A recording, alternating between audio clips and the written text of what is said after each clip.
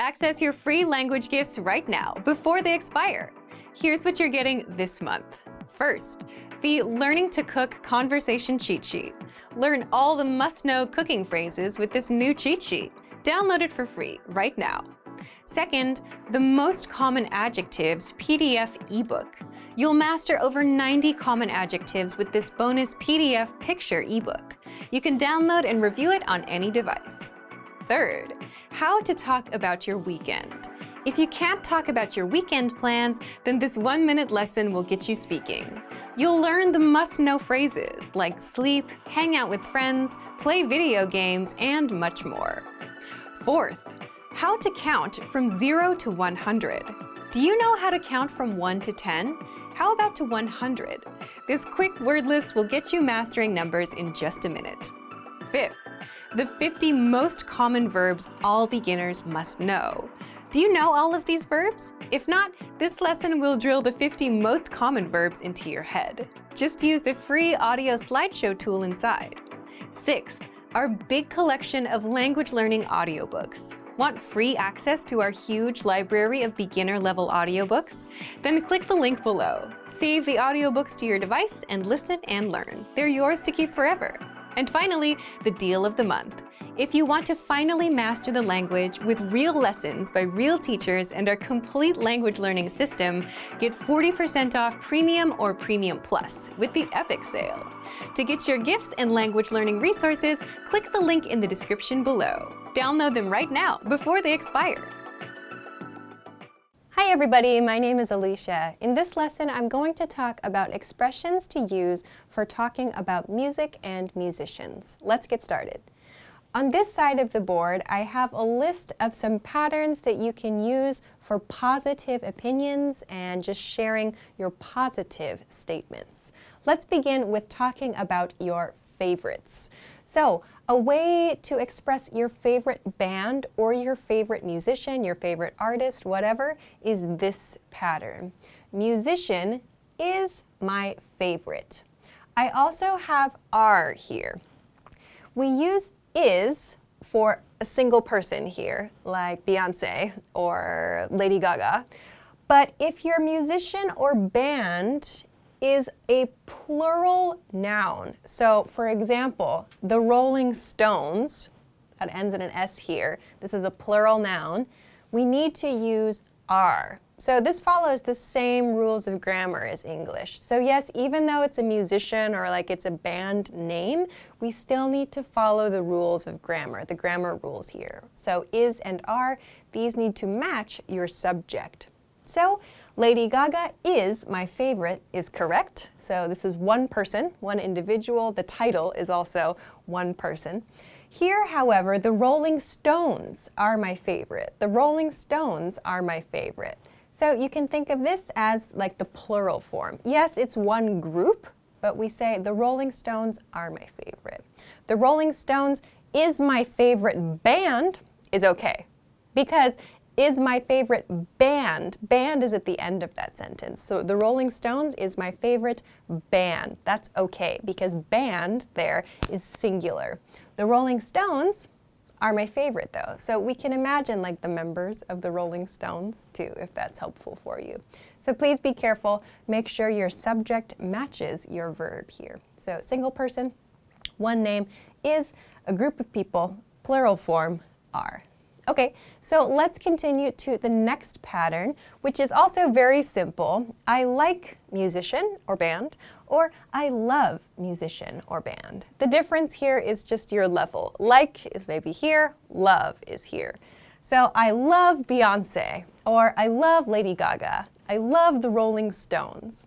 You can use whatever you prefer here. You don't need to worry about singular or plurals with this pattern. Very simply, I like or I love plus your artist name or your band name. You can also use this pattern, like or love, with a genre. So a genre for music is a category or a type, and that means for music, it's like pop or rock music, classical music, rap, country, and so on. Those are categories of music. So you can use this pattern to explain your favorite category, your favorite genre of music. For example, I like rock, or I love pop music, or I like classical, or I like rap. So you can use like or love to talk about your favorite artists or to talk about your favorite genre. Genre is the pronunciation of this word. Okay, so let's move on then to a sample conversation talking about a musician or a band's new work. For example, have you heard musician's new song or new track? We use these two words in the same way to refer to one song or one track. One track is also okay. Single or album, these are a little bit different. A single is one song, a single song that is released alone, usually before a full album. It's like one song, like the highlight song from the album. We call that the single or a single. An album is a collection of songs, so like maybe 10 songs or 12 songs from that artist on one CD or in one release. So, have you heard musician's new song? Have you heard musician's new track? Let's use Beyoncé here, it's easy. Have you heard Beyoncé's new song? To reply to this, you can say yes or no, because this is a have you heard, meaning before this conversation, at any point in the past, do you have the experience of hearing Beyoncé's new song? So, yeah, I love it. You don't have to say, yes, I have, I love it. That's kind of unnatural. Just say, yeah, or yes, I love it. Or, yeah, I like it. Or, yeah, I really like it. Or, yeah, I've heard it so many times, maybe in the radio or in stores, or rather, sorry, on the radio or in stores when you're shopping, for example. Yeah, I've heard it so many times. If you've heard this song and you're sort of tired of it, you can use this expression, I'm sick of it. I'm sick of it. Like, yeah, I've heard it so many times. I'm sick of it. If it's a new song like that's super popular, you might feel this way. Or, yeah, it's okay. So that's very neutral. It's like, I don't like it, but I don't hate it either. Yeah, it's okay. Or, no, I haven't. No, I haven't. Or just no as well. So have you heard Beyoncé's new song? No, I haven't, but I hear it's good. I hear it's good. So using present tense here means right now, maybe I've heard in the past from many different people it's good. So we use present tense to mean at this point in time, it's common for me to hear from many different people that this song is good. You can use I heard it's good to mean like, for example, one report, according to one report, it was a good song. It's up to you. Both hear and heard are correct here. So you can use this for a song or for an album. Have you heard Beyoncé's new album? No, I haven't yet. I heard it's good though. So that's a very natural conversation. Have you heard Beyoncé's new album? Yeah, I love it. Or have you heard Beyoncé's new album? Yeah, it's okay. So there are many different responses you can use, and you can change these words at the end of these patterns to more accurately reflect your feelings. So yeah, it's okay. Yeah, it's all right. Yeah, it's pretty good. Those are all perfectly natural responses. Okay, let's move on then to a pattern you can use to talk positively and excitedly about concerts. So please keep in mind in English we use the word concert. We do not say live. We do not specifically say like live performance when we're talking about a concert. I'll show one example where we do use the word live in just a moment. But to talk about going to see a concert, we use a pattern like this. I'm going to the musician concert. I'm going to the musician concert. So why do we use the here? Because this the connects to the verb concert. So there's maybe only one concert by this musician in your city. So we use the before this to mean that one concert. There's only one. So I'm going to that one that many people know about. For example, here. I'm going to the Justin Timberlake concert. So the concert. There's only one. I'm going to the Justin Timberlake concert that's happening tonight. So we use the before Justin Timberlake, yes, because the actually connects to concert here. So I'm going to the Justin Timberlake concert. Some other patterns you may hear are I'm going to see Justin Timberlake's concert is also okay. I'm going to see Justin Timberlake's concert, or just I'm going to see Justin Timberlake tonight. And we understand that it's a concert because probably we don't meet these famous people in our everyday lives for most people. So generally, you'll hear a pattern like this one. Then, after the concert, you can talk about the performance with something like this. Musician was amazing, or band was amazing. This is using past tense. So for example, if you go to a Justin Timberlake concert, you might say Justin Timberlake was amazing. So was amazing refers to the concert you saw, maybe last night or a few hours ago. Justin Timberlake was amazing. Please keep in mind, for a pattern like this, we need to follow the same rule I mentioned at the beginning of this lesson about this subject and verb agreement.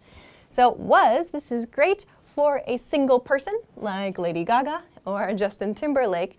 If, however, it's a group, like the Rolling Stones again. The Rolling Stones were amazing. The Rolling Stones were amazing. So make sure if you have a plural noun, as in the Rolling Stones here, the Rolling Stones were amazing. If you want to talk generally about an artist's performances, maybe not a specific performance, but generally, you can use a pattern like this. You'll notice here I'm using present tense. For example, Justin Timberlake is amazing live. Justin Timberlake is amazing live. This is one situation where we use the word live to talk about performances, which means Justin Timberlake's live performances are amazing. This is another way we say that. Justin Timberlake is amazing live, or Lady Gaga is amazing live. We use is present tense to mean regularly her performances or his performances are always very good. So we use present tense to describe that. Lady Gaga is amazing live. So instead of just Lady Gaga is amazing, which means I really like her music, you can specifically say live to refer to those concerts, to refer to live performances. Okay. Let's move on then to a couple expressions you can use to maybe make some negative statements about music. How to talk about the things you don't like very much or that you don't listen to. For example, I don't really like or I don't really listen to. This is a bit different. So I've included really because it's sort of a softener. You can say, I don't like musician or I don't like that band. You can use that. Really softens things a little bit. It's not quite so direct. So here my verb is like. I don't really like Justin Timberlake. I don't really like Lady Gaga. That's how a native speaker would say it. Instead of I don't really like, it sounds like I don't really like. I don't really like Lady Gaga. Or I don't really like the Rolling Stones. If you want to be more specific though and say you don't really listen to that band or that musician, you can do that. So maybe they're okay, but you don't really listen to, which means you don't often listen to. Often, using often here would sound a little too polite. We tend to use really in cases like these, in casual conversations. So I don't really listen to Lady Gaga, or I don't really listen to Justin Timberlake. He seems okay, but I don't really listen to him. You can use listen to be more specific. Like maybe he's okay, maybe it's okay, but you don't listen to it very much. That's a good pattern. I don't really listen to Lady Gaga. You can also use a genre here, as we talked about earlier in this lesson, pop, rock, classical, and so on. I don't really listen to rock. I don't really listen to hip hop. You can use that as well. Here are a couple of patterns that you can think about to kind of make some more specific statements about your opinions. For example, I don't really like pop music, so I don't listen to Lady Gaga. At native speed, this would sound like, I don't really like pop music, so I don't listen to Lady Gaga. So here we're connecting these ideas with so. Idea 1, I don't really like pop music. Idea 2, I don't listen to Lady Gaga. We've connected it with so to show a relationship between these two. One more example. I don't really listen to rock, but I like the Foo Fighters. So the Foo Fighters is a rock band. But here, the speaker says, I don't really listen to rock. So maybe they want to be specific. There's this one group, this one band that's pretty good, that's okay. So at native speed, this would sound like, I don't really listen to rock, but I like the Foo Fighters. So if you want to show like kind of a contrast, you can use but to connect your ideas. I don't really listen to rock, but I like the Foo Fighters. Another thing to be careful of is this one that I've marked here. The expression I hate is quite strong, so I would not recommend using it too much in conversation unless it's like a very casual conversation and you feel comfortable being very direct with the person you're speaking to. For example, I hate country or I hate rap. These are genres. I've used a genre here. I hate country or I hate rap. That's very aggressive for some people. So please use this expression very carefully. If you're not sure, use something like this. Nah, I don't really like country or I don't really like rap. So instead of using I hate is quite strong in any situation. So please be careful about this. So these are a few expressions that you can use to talk about music and musicians that you like and dislike. I hope that it was helpful for you. Please feel free to use these and put some information in the comment section about musicians you like, genres you like and dislike too. Of course, if you have any questions or other comments, please feel free to leave those in the comment section as well. Of course, if you liked this lesson, please don't forget to give it a thumbs up, subscribe to our channel if you haven't already, and check us out at EnglishClass101.com for some other things that can help you with your English studies. Thanks very much for watching this lesson, and I will see you again soon. Bye-bye. Hi everybody, my name is Alicia. In this lesson, I'm going to talk about expressions you can use at the bank. These will be bank and banking related expressions that you can use in everyday life. Let's get started. Okay. The first pair here are related to putting money in and taking money out of a bank account. The first expression is to make a deposit, to make a deposit. The second expression is to make a withdrawal, to make a withdrawal. So a deposit, this refers to putting money into your bank account. So to make a deposit means to put money into your bank account.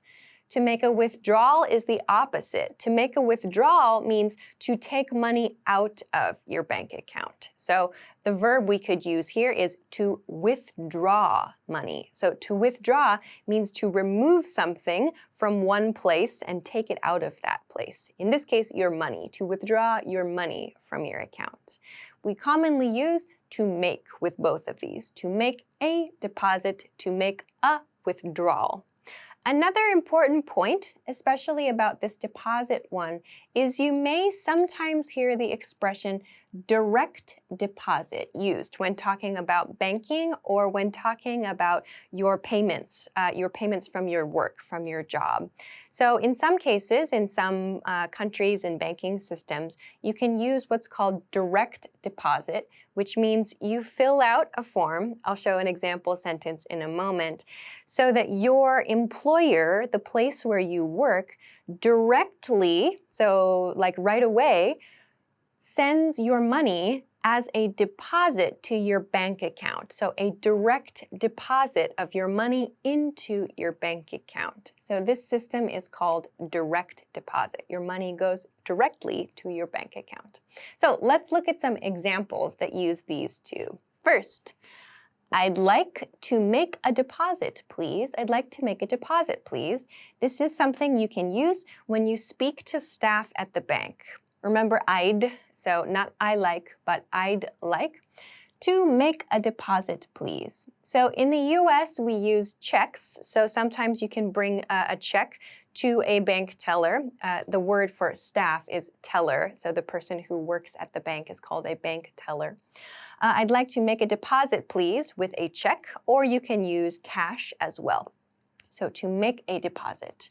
Also, as I mentioned, this direct deposit system, you might use an expression like, I signed up for direct deposit. I signed up for direct deposit. In this case, it's past tense. So depending on your situation, you may use some forms provided by your company, like your company or the place where you work may give you a form to sign up for direct deposit. There may be some cases where you need to speak about direct deposit with the staff at your bank. So you might use a phrase like this, I signed up for direct deposit. Let's look at then using withdrawal. Here, can I make a withdrawal, please? Can I make a withdrawal, please? So this is phrased as a question, yes, but you can use I'd like to make a withdrawal. So I'd like to take money out of my bank account. I'd like to make a withdrawal. So the pronunciation here, with, is the same as with, like do something with someone. This part is a little bit of a challenge maybe. So we don't clearly pronounce draw wow like that. We say withdraw. Withdrawal. Withdrawal is how we say this word. Make a withdrawal. Can I make a withdrawal, please? Is how it sounds in native speed. Okay, let's look at the next one. The next one is to apply for a loan. To apply for a loan. If you want to start a business or maybe you want to buy something really big and you need some money from the bank, you do this to apply for a loan. So to apply means you go to the bank, you fill out some forms, you share your information, how much money you have a meeting usually with the person at the bank to see if you can receive a loan. So a loan is money from your bank, yes, and you are expected, you have to pay that money back to the bank. So you receive the loan for your business or for the thing you would like to buy, and you pay the money back to the bank, usually with interest. So interest is extra money that you give back for the reason of receiving the loan. So the bank agrees to give you money and the bank expects to receive it back with a little extra. That extra is called interest. So to apply for a loan. For example, I applied for a loan yesterday. So here we see apply in past tense. I applied for a loan yesterday. Applied for a loan yesterday. Okay, let's move to the next expression, to check one's balance. So this could be my balance or your balance. To check one's balance. Balance means the amount of money in your bank account. So we don't say like the total, for example. We use the word balance. This is specific for banking. To check my balance or to check your balance means to check how much money is in your account. That number is called your balance. To check my balance. So my balance is $1,000 or my balance is $500. That means the total amount of money in my account. To use this expression in a sentence then, I haven't checked my balance recently. I haven't checked my balance recently.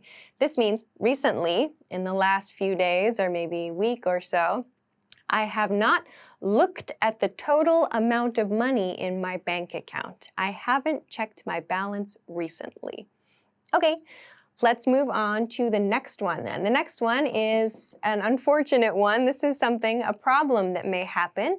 It is to bounce a check or to bounce a payment. To bounce a check or to bounce a payment. This is a very strange verb, I know. Maybe you know bounce, like to bounce a ball. This, however, means your check or your payment did not complete because you did not have enough money in your bank account. Your balance was not enough. So to bounce a check means you wrote a check, at least in the US banking system. You wrote a check, gave the check to someone. That person decided to make a deposit with your check, but it failed because your check was connected to a bank account that did not have enough money. Same thing with a payment, like you pay rent or you pay for something, but the payment bounces or the payment bounced because you don't have enough money in your bank account. So this is a common problem that some people have. So, for example, oh no, my rent payment bounced. Oh no, my rent payment bounced. That means the payment was supposed to come from my account, but my account did not have enough money, so the payment failed. That's called a bounced payment. A bounced payment. My payment bounced. So this is the verb that we use for bounced payments, or so for like failed payments or for failed checks. Okay, let's continue on to the next one. The next one, this is important, I think, for many people to know the difference between. The verb is to use, yes, but we can use to use a debit card or to use a credit card, to use a debit card or a credit card. So what is the difference between a debit card and a credit card? Over here, a quick guide.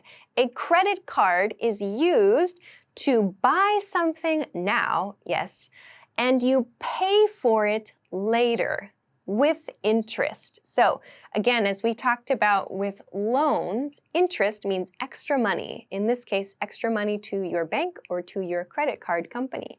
This is like kind of like a small loan. So for example, you can purchase something for $100 now.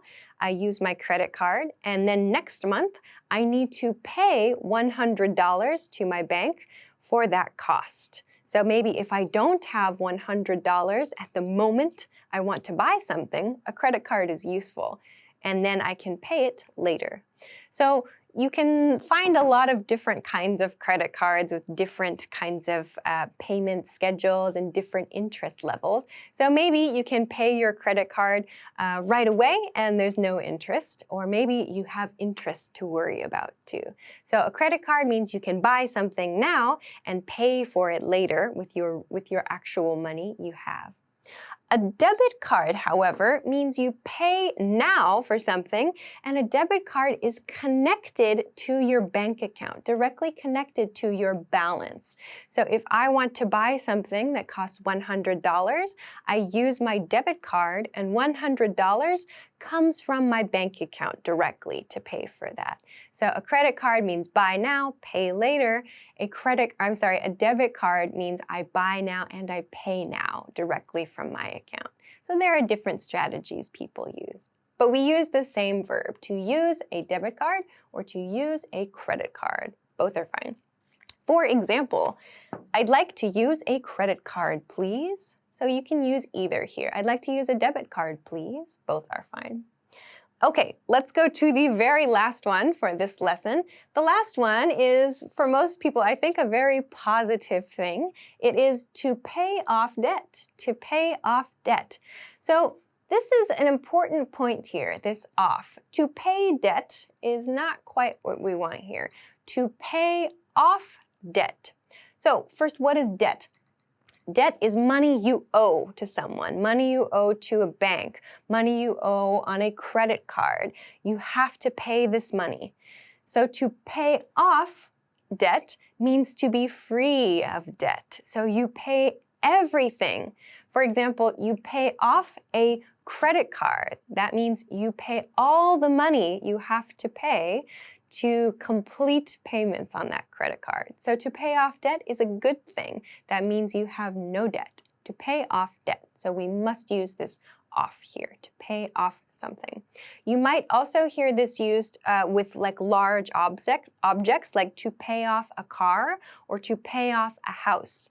That means you finish paying for the loans required to buy that item, to pay off debt. So debt is any type of like loan, any type of kind of credit card related thing. So debt is typically not a good thing to have. So we are usually very happy to pay off debt. For example, I finally paid off my debt this month. So here, past tense, to pay becomes paid. Paid. I finally paid off my debt this month. So again, that means all of my debt is gone. I'm finished paying off my debt. I'm finished paying for these other things. Okay, so this is a list of hopefully useful expressions that are related to the bank and that you can use at the bank. I hope that they were helpful for you. Of course, if there are any other expressions that you know, please be sure to share them in the comments. Also, if you have any questions or if you want to practice making sentences with some of these expressions, please feel free to do so in the comment section as well. Don't forget to like and share the video and also subscribe to our channel if you have not already. Thanks very much for watching this lesson, and I will see you again soon. Don't forget to check us out at EnglishClass101.com for more study resources. Bye-bye. Hi everybody, my name is Alicia. In this lesson, I'm going to cover 3 basic interview questions and some sample responses. So these are going to be 3 very common things that you hear at interviews for jobs and at interviews for schools or other universities. I'm going to break down what these questions mean and then show some sample responses that you can use as you create your own answers. So let's get started. The first question, or the first statement that I want to look at is this one that's very common. Tell me a bit about yourself. Tell me a bit about yourself. You may hear, tell me about yourself too. If your interviewer is one person, it'll be me, but it could be tell us about yourself for a group of people. So what should you do when you hear this question or when you hear this statement? Inside your answer, some good things to include are answers to these questions. Where are you from? So your hometown. Where were you born? Where did you grow up? And so on. Where did you go to school? Generally, at least in American institutions, in American businesses, we don't usually include high school or below. Usually we include university, college or university, and above. So that could be your undergraduate, your first 4 years of university, and then your graduate studies. So if you have a master's degree or a PhD or something else, you can include that here. But generally, we don't talk so much about high school and earlier. So, where did you go to school? What did you study? So again, this means what was your major in university? And maybe what was your secondary concentration in university? So again, we don't really say like, I studied math in high school, but rather focus on your studies, your specific focus studies at university level. Okay. Other things, what degrees do you have? So what degree or what degrees do you have? Do you have a bachelor's degree? Is it a Bachelor of Arts, Bachelor of Science? Do you have a master's degree? Do you have a PhD? If you don't have a degree, maybe you have a certification. So what school or what place did you go to receive your certification? So those sorts of things, your education, you can include here. What work or internship experience do you have? So quickly give a little bit of information about the places where you worked or the places where you did internships. So if you are just beginning to search for work, if you are fresh from university, maybe you have some internship experience. If you don't have job experience that's at like a professional level, like if you are a university student looking for a job and you don't have professional work experience, but you have some part-time job experience, that's okay to include here. So if you are just looking for maybe like your first job out of university and you have something that's related to that job, like from your past part-time work experience, you can include that. That's okay. All right, finally then, what are your interests? So that means like your professional interests or your study interests. What do you want to do? Some people also like to mention a hobby here. It kind of depends on the interview. In some cases, people are very happy to share about like, yoga or a specific sport that they like to do. But in other cases, if it's a very formal, like kind of stiff interview, it might not be such a good idea to do that. You might focus instead on your work and your study experience. So let's look at an example of how we might answer this. So let's look at part 1 here. I was born in New York City. I moved to Boston with my family when I was little. So here's where I'm from. This is not true, but this is where I'm from and where I grew up. So here I say, that's where I grew up and went to school. So this first part talks about the place where I'm from, the place where I grew up, and where I attended school. After graduating high school, I went to UCLA, where I studied computer science. I did an internship with a tech company and am interested in a job with a tech startup. Okay, so there are a lot of just small hints that give lots of information here. I said after graduating high school, so this brief part shows the speaker has finished high school. I went to UCLA. So UCLA, this is the name or the abbreviation for a university in Los Angeles. University of California, Los Angeles, UCLA, where I studied computer science. So the speaker studied computer science at UCLA. Then the speaker did an internship with a tech company. So there's work experience and internship experience. And am interested in a job with a tech startup. So this is the speaker's interest. So in just a few sentences, the speaker has shared a lot of information about where he or she is from, what they're interested in, their educational experience, and their work experience. So there's lots of good information here in just a few sentences. Following this then, you might hear a question like this one. Why do you want to work at this company? Or why do you want to study or attend this school? So you will be asked to give a reason why. So what attracted you or what attracts you to this place specifically? Why did you apply here? Also, what are your goals and how do they match the company's goals or the school's goals? So think again, from the company's point of view, why should they choose you? So why do you think you are a good choice? So not just you, like I want money or I want to work at a famous company, but why does the company need to look at you specifically? Are you a good match together? So let's look at an example of how we might answer this question. First, I'm interested in ABC Tech Company because it's a startup, so specific information about this company. I understand there are a lot of challenges when working at a startup, but I feel I would gain a lot of hands-on experience by working here. I'm interested in the applications the company is developing. They're similar to what I worked on during my internship. Okay, so this is not like a direct answer of each of these things, but it's all kind of mixed together. So the speaker said, I'm interested because it's a startup company, a tech startup company. So that's what attracted the speaker here. Then the speaker includes this line here. I included this because it's good to show that you understand the specific parts of like working in a company. So not just that you're like applying to 10 companies and saying the same thing every time, but you need to show that you've done some research for that specific company. So a line like this, a sentence like this, shows that you understand there are challenges with working at a startup, but you think that's a good match for you.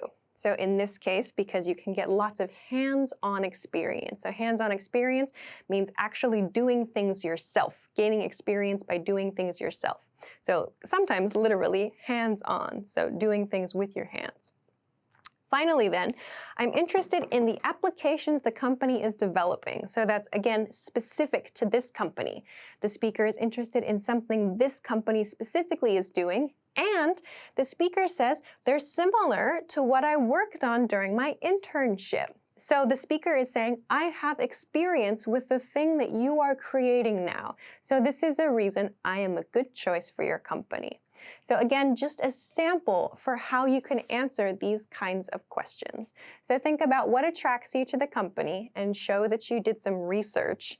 Then talk a little bit about your goals and your interests, in this case, like application development. And do they match the company? So in this case, again, application development matches. Then third, why are you a good choice? So if you can explain those sorts of things in response to a question like this, it's a good idea. Finally then, this is another very common interview question. It is, where do you see yourself in 5 years? Where do you see yourself? So this doesn't literally mean see yourself. So this means 5 years in the future. What do you imagine your life will be like? Or what do you imagine for your future in 5 years? So this question is really asking, what are your goals for the next 5 years? What do you want to achieve? And hopefully, do they match with the company's goals for the next 5 years? So what are your goals for the next 5 years? And how will you help the company or the school in the next 5 years?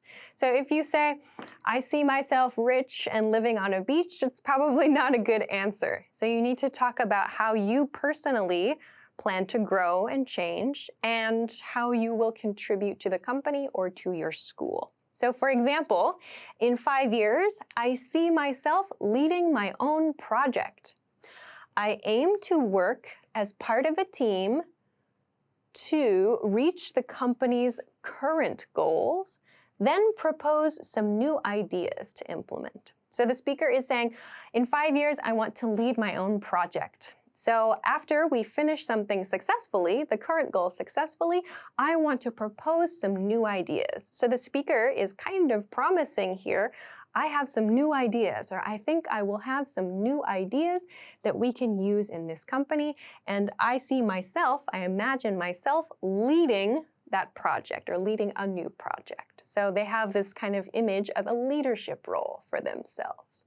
So this again is just a sample way to answer this question. Of course, for each person, this will be different, but it's generally a good idea to think about where you see yourself in the next 5 years and prepare an answer for each interview that you attend.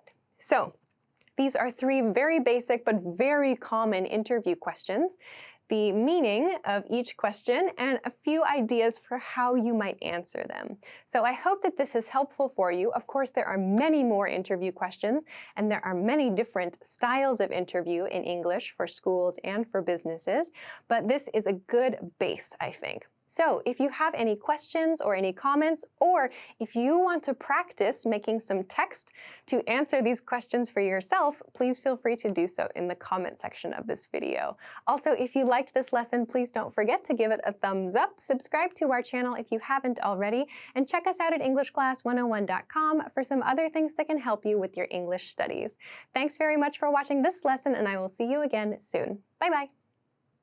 Hi everybody, my name is Alicia. In this lesson, I'm going to talk about 3 uses of get. Let's begin.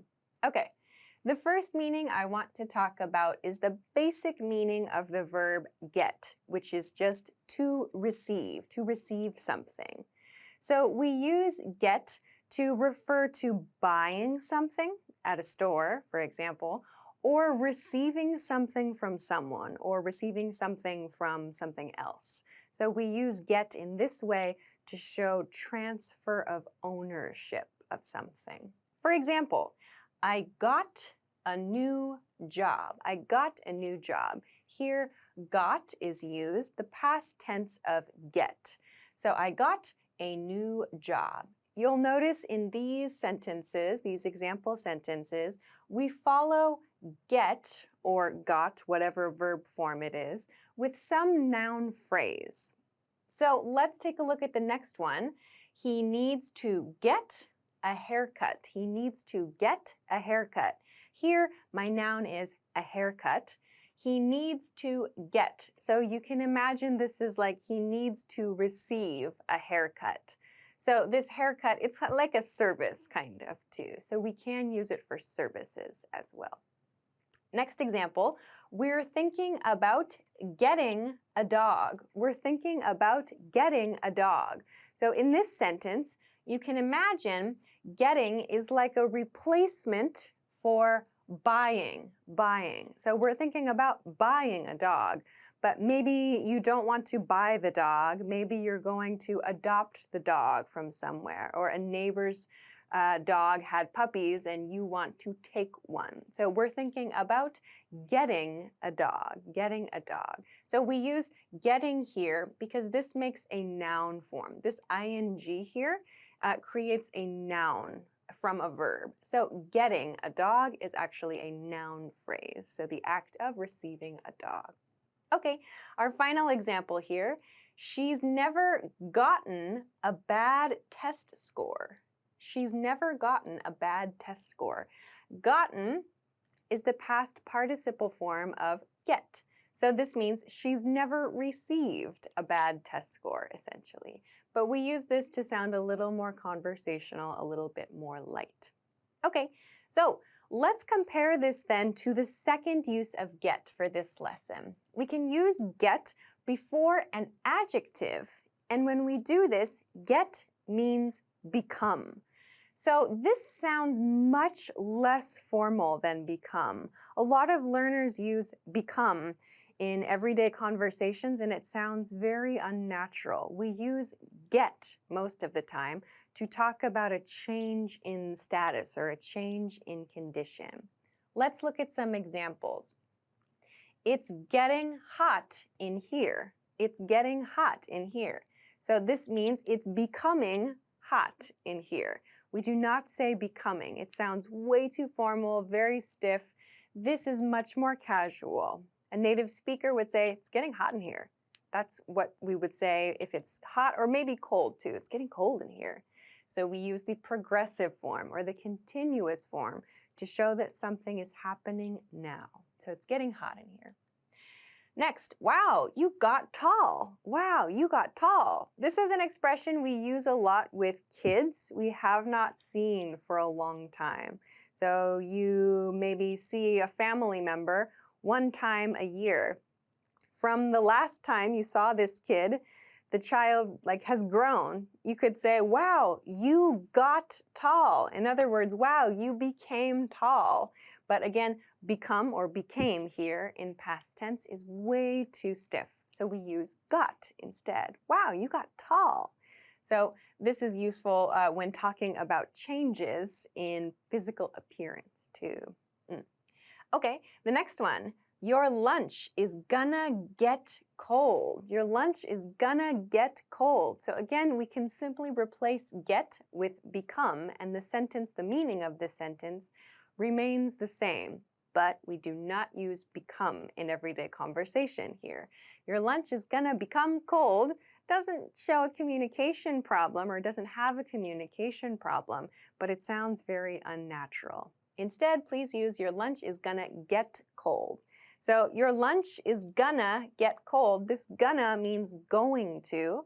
Your lunch is going to become cold in temperature is what this means. So please eat your lunch. Okay, the last example from this section, he's going to get angry when he hears the bad news. He's going to get angry. So again, we're using get here, become angry, and this is a future tense situation or future tense statement. The speaker is making a guess about this person's attitude in the future. He's going to get angry when he hears the bad news. So again, all of these examples use get or some form of the verb get before an adjective, hot, tall, cold, angry, and so on. So we can use it directly before an adjective to mean become. This sounds much more natural than become in everyday conversation. So please try to use get, not become. Okay, with that, let's go to the last part of today's lesson. The last part focuses on using get instead of be in passive patterns. So we do this to express something that was unexpected. So sometimes it can be kind of negative, or maybe it's like a shock, but generally the feeling is that something unexpected happened, or maybe it was an accident. So we use get instead of be with action verbs in the passive. So we don't use it with state verbs. So for example, know or think. We don't use it with state or emotion-related verbs. We use it with action-related verbs. Let's look at some examples. My snack got eaten by a dog. My snack got eaten by a dog. So here, we could say my snack was eaten by a dog, and that would also be correct. we're using past got eaten to show, like with more emphasis, this was unexpected. So I had a snack. Maybe I had my snack here and a dog ate it. So I want to show that it was unexpected or something negative happened. I replace was in the regular passive pattern with got. My snack got eaten by a dog. Okay, let's look at another example. His article got picked up by a big news site. His article got picked up by a big news site. So picked up means, in this case, the big news site found his article, took it and put it on their website. So to pick up information like that is like it was shared by, in this case, a big news site. So we're using got again in past tense here to show that this situation was unexpected. This was like not something planned. So it's exciting in this case. It's a surprise. We're showing that with got. Again, you could say his article was picked up. That's perfectly fine. It just doesn't have the same feeling of surprise or lack of expectation. The third example, her house got damaged in the storm. Her house got damaged in the storm. So this use of got, again, shows us that something was not expected. Maybe a really big accident happened in the storm. As a result, her house got damaged. Okay, so let's talk about some common idioms that use get. These are just set phrases that we use with get plus something. So try to remember these as like set patterns. So don't change these when you use them in speech. First is get married, to get married. This is a very common one. So we use it at the point in time at the wedding ceremony. Like my friend got married last week, or I'm excited to get married this summer. We use get married as a set phrase. Sometimes I hear students say like got marriage, which is not correct. We must use get married, get married. Another very common one is get dressed. To get dressed means to put on your clothes, to get dressed. So we don't say like to get a shirt on or something like that. We use get dressed to mean like prepare ourselves and prepare our clothes on our body for the day. To get dressed. We use that as an idiom. Another good one is to get lost, to get lost. So you can imagine this expression meaning become lost, like point number 2 here for today. So to get lost means you lose the place you're trying to go to get lost. There's also kind of a mean or an aggressive expression we have, which is get lost, which is a rude way to say go away or like lose yourself far from me, get lost. So that's another idiom we use. 2 more are these 2, which I use this one at the beginning of lots of videos on this channel, to get started. To get started means to begin the process of starting something. Let's get started. So I use this at the beginning of lots of videos to mean let's begin, or let's take the first steps in doing something, in like the next thing we're going to do. Let's get started. So this is an idiom, an idiomatic expression. Similarly is get going, get going. You'll notice here I'm using going. These others have used like the past participle form of the verb. This expression is a set expression, which means leave. Let's get going means let's leave. But we use this casually when we're leaving like a party or some other event. Let's get going. So it sounds kind of a little bit friendly and not so strong. Not like let's go, but let's get going. Like let's take the first steps towards leaving this place. Let's get going. So these are some very common idioms that you will hear with get. All right, so this is an introduction to 3 ways to use get. I hope that you found something that you can use, and I would encourage you to practice point 2 especially. So try to avoid using become a lot because it sounds very unnatural and very strange. Please try to use get instead. All right, so that will do it for this lesson. Of course, if you liked this lesson, don't forget to give it a thumbs up and subscribe to our channel if you haven't already. If you have any questions or comments, or if you want to practice making sentences with the stuff I talked about in this lesson, please feel free to do so in the comment section of this video. Also, don't forget to check us out at EnglishClass101.com for some other things that can help you with your English studies. Thanks very much for watching this lesson, and I will see you again soon. Bye-bye. Hi everybody, my name is Alicia. In this lesson, I'm going to cover quick responses to common greetings in American English. Let's get started. Okay, in this lesson, I'm going to cover 4 very common greetings that we use in American English, and I'm going to talk about ways to respond to those things.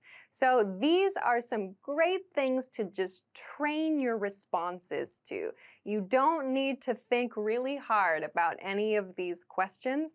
Just have a few responses that you always use and practice those, and this will help you to sound a little more smooth in your everyday conversations, at the beginning to your conversation anyway. So let's begin. The first greeting is what's up? What's up? So what's up means how are you, or what is happening, or what is going on, what's up with you, what's your news, that sort of thing. This is not a serious question. We do not expect a serious response. The answers to what's up are usually, not much, you, not much, you, or what's up, or how's it going? So you'll notice all of these are questions. These just show you heard the other person, you're just greeting them in the same way. So the actual pace, the actual speed at which this happens is, what's up? Not much, you, not much. That's probably what it's gonna sound like. Or with the second one, hey, what's up? Hey, what's up? That's very common too, especially among young men. The last example, what's up? Hey, how's it going? That's one I personally use. Hey, how's it going? You return what's up with another question, just to show you are listening, you are greeting the other person. So this is the very, I suppose, basic way to respond to this, but these are also just the most common responses too. So please practice these responses to what's up. I think the next 2, though, are probably the most important responses that you can practice because they're a little bit more open. So these 2 questions are, how are you and how's it going? How's it going? You'll notice here there's no G at the end of this because we do not say, how is it going when we ask this question. We say, hey, how's it going? Hey, how's it going? There's not really a G sound at the end. And we don't say, how is it going? We say, how's it? How's it? How's it going? How's it going? And here, how are you? Not how are you, but how are you? How are you? So how do we answer these questions? We can answer both of these questions with all of these responses. It just depends on how you feel that day. In most cases, you can just say, yeah, good, you. This one, yeah, good, you. How are you? Yeah, good, you. That's what I use all the time. Or, hey, how's it going? Yeah, good, you. So there's these little pauses here. Not, yeah, good, you, but yeah, good, you.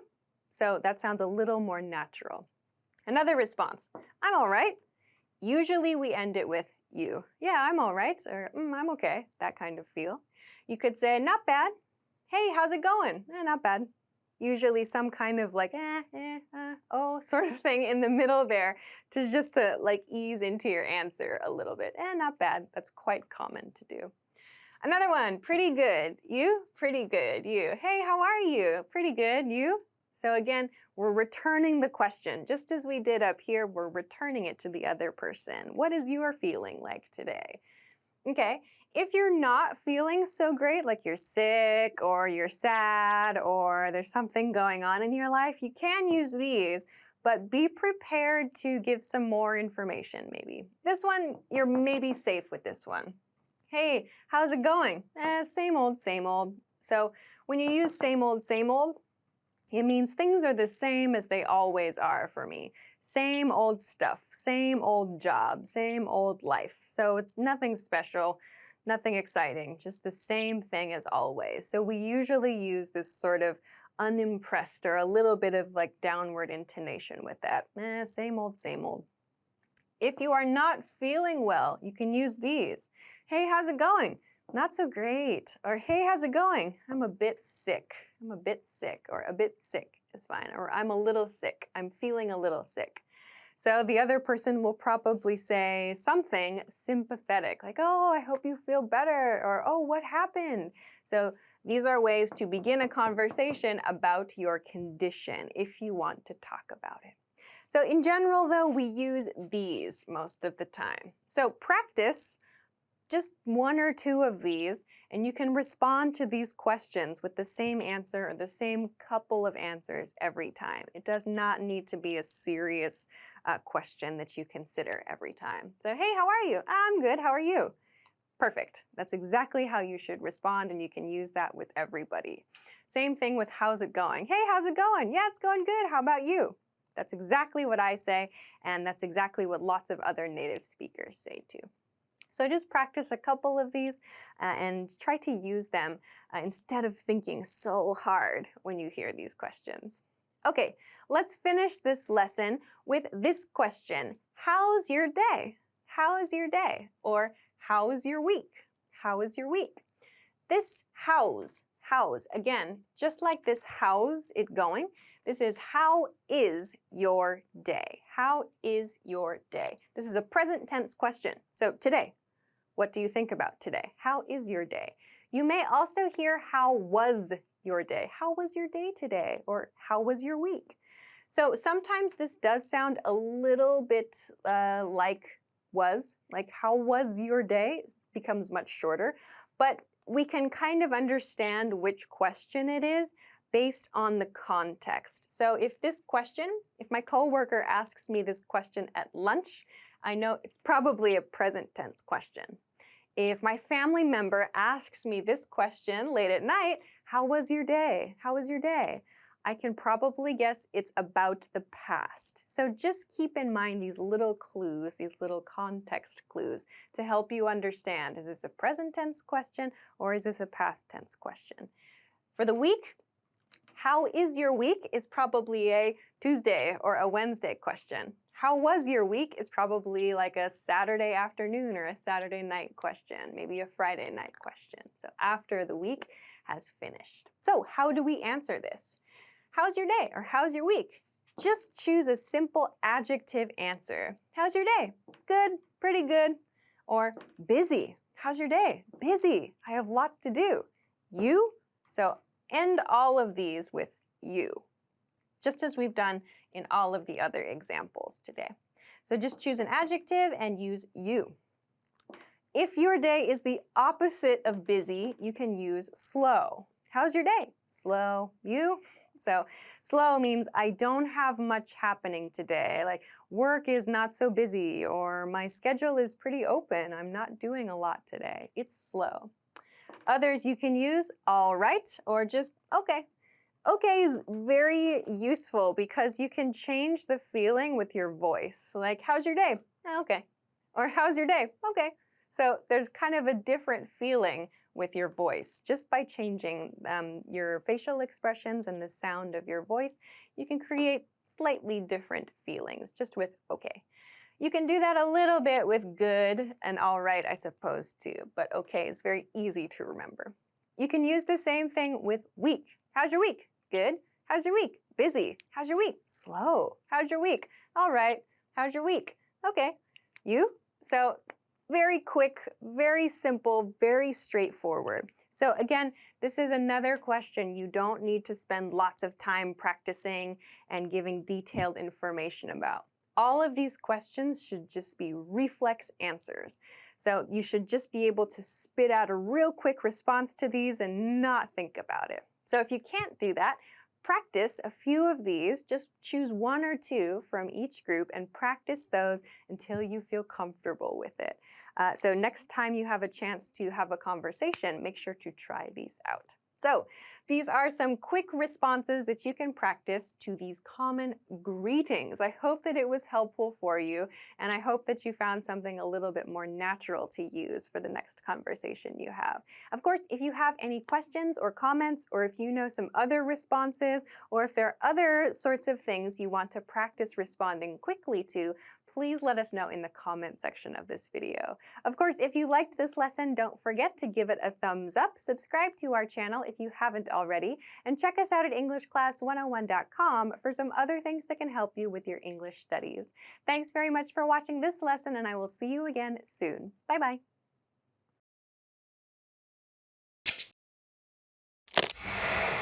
Hi everyone, I'm Gabriella. How are your English listening skills? In this video, you'll have a chance to test them out with a quiz. First, you'll see an image and hear a question. Next comes a short dialogue. Listen carefully and see if you can answer correctly. We'll show you the answer at the end. Are you ready? A woman is talking to a post office employee. How is she going to send her package? Hi, I'd like to send this package to Germany. Okay, would you like to be able to track this package? Yes, there are a few things inside that are very important. All right, in that case, you can send it by the express mail service or economy air mail. Which one would you like to use? Is the express mail service more expensive? Yes, usually it is, but sometimes it depends on the weight.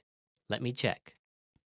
I'm really sorry, but this one is over 20 pounds, so it can only be shipped by standard mail. Both the express mail service and the economy air mail have a limit of 20 pounds. Can you divide this package into two? If so, then the economy air mail will be cheaper, but it will also take longer. Oh, okay. The cheapest and easiest option would be to take something out of this package so it's under 20 pounds and then just send it as one. Okay, so I'll take out this and this. Oh, then it should be fine. Great. How is she going to send her package?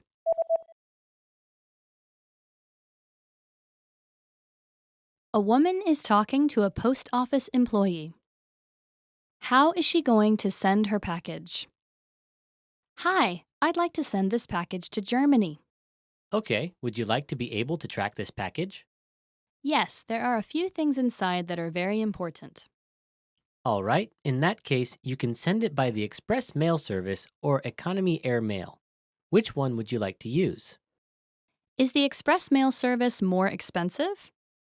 Yes, usually it is, but sometimes it depends on the weight. Let me check. I'm really sorry, but this one is over 20 pounds, so it can only be shipped by standard mail. Both the express mail service and the economy air mail have a limit of 20 pounds. Can you divide this package into two? If so, then the economy air mail will be cheaper, but it will also take longer. Oh, okay. The cheapest and easiest option would be to take something out of this package so it's under 20 pounds and then just send it as one. Okay, so I'll take out this and this. Oh, then it should be fine. Great. A woman is talking to a waiter. Where is she going to sit? Welcome to Annie's. How many people? 4, but 2 of them will be coming later. I'm really sorry, but we're really busy right now. Would you mind sitting outside? It's a bit cold today. What if we wait a little? I think that table near the piano will be free in a few minutes. We wanted to be able to talk, so maybe it would be better if we sat further away from the piano. Okay, no problem. How about this one on the left side of the counter? It's a little bit small, but I'll bring over one more chair so 4 people can sit there. It is quite small. How about that one near the restrooms? I'm sorry, that one is reserved. Okay, well, there are only 2 of us for now, so we'll just wait by the counter. Okay, the reservation for that table was just canceled. If you'd like to sit there, it's open. Oh, yes, please. Where is she going to sit?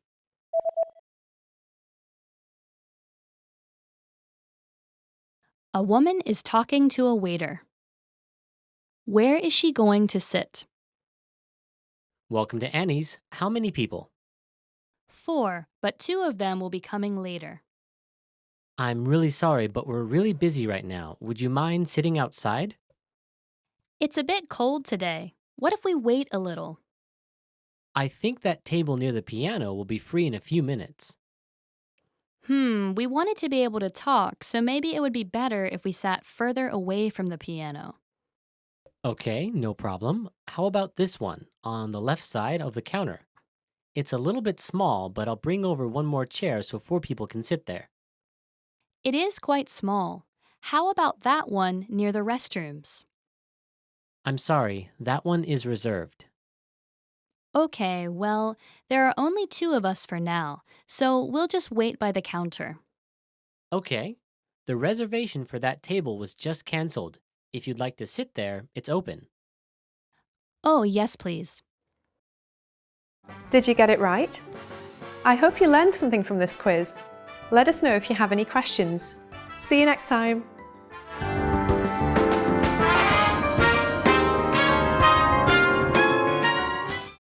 Hi everybody, welcome back to Ask Alicia, the weekly series where you ask me questions and I answer them. Maybe. Let's get to your first question this week. First question this week comes from Hafsa. Hi Hafsa.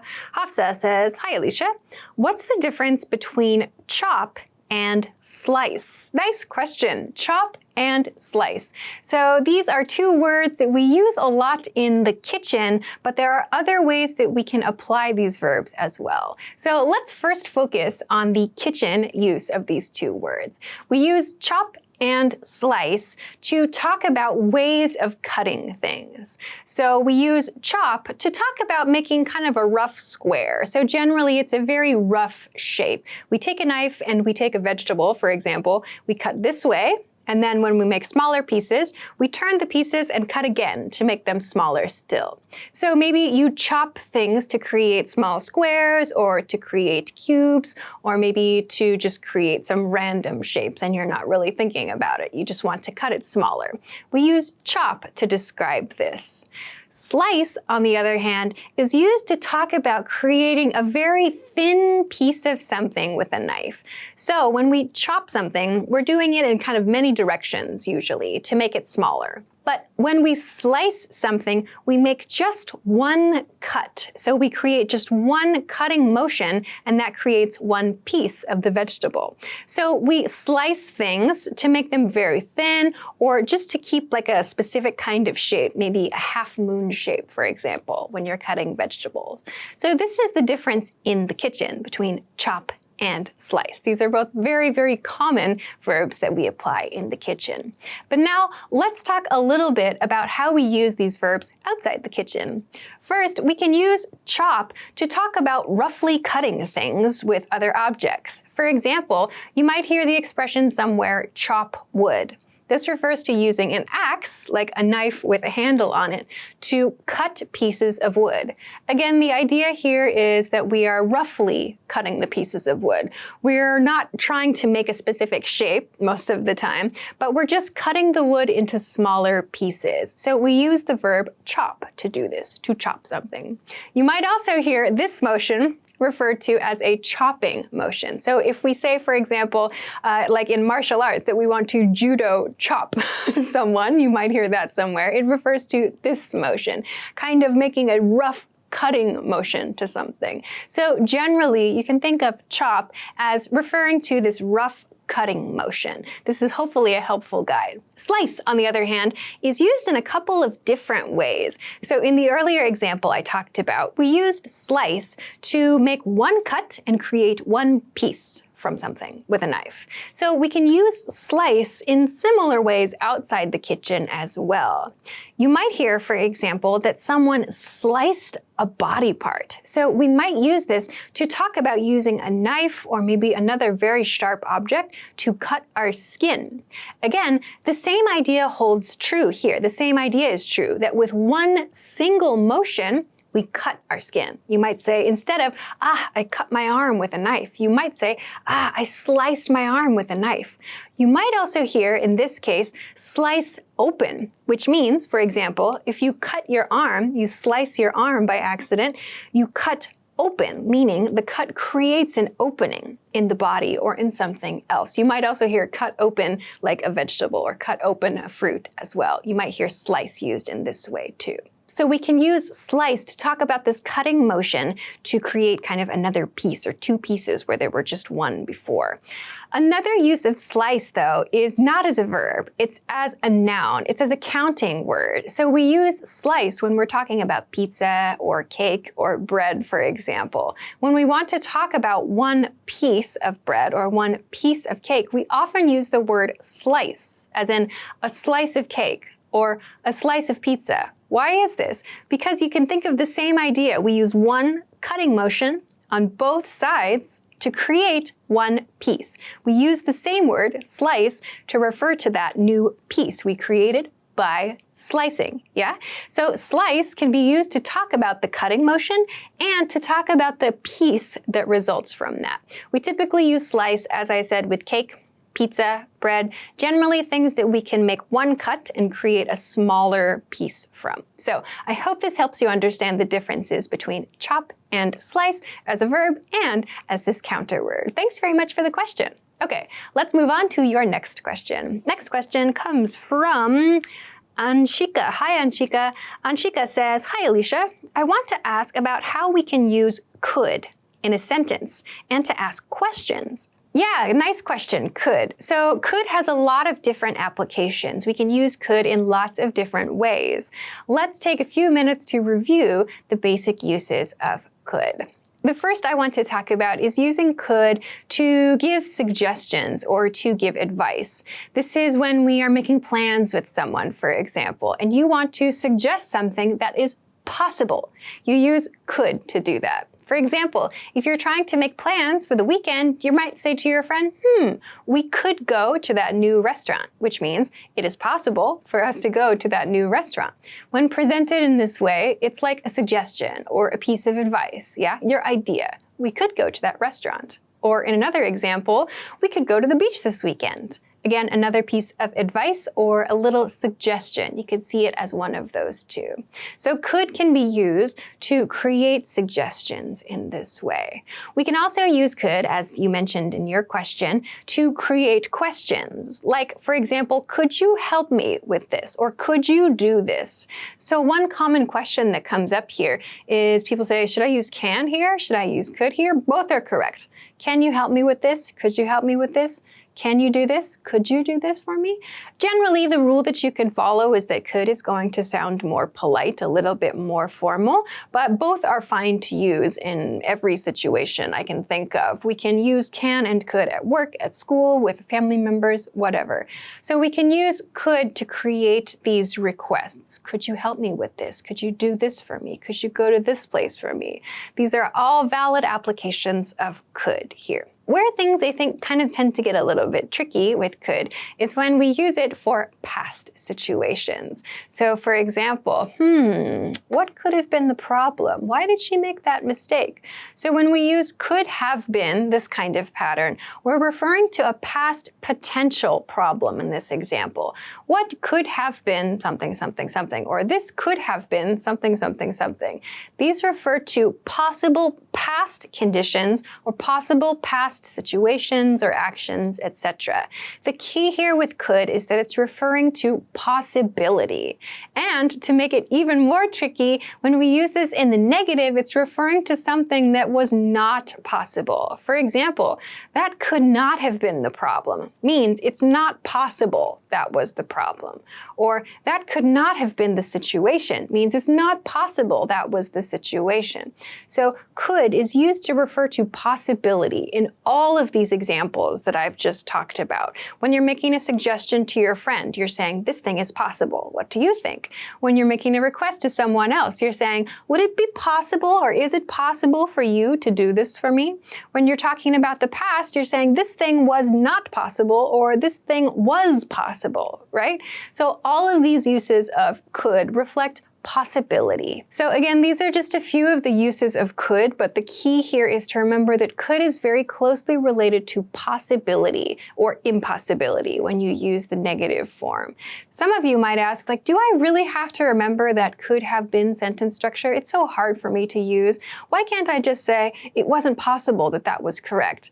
Well, it doesn't sound natural, that's why. When I give you those example sentences, like this sentence means, it wasn't possible. I'm explaining it in a different way, but that doesn't mean that that explanation is natural. It sounds much more natural to use those could have been or couldn't have been sentence patterns. That's because that's what we use in everyday conversation and everyday communication.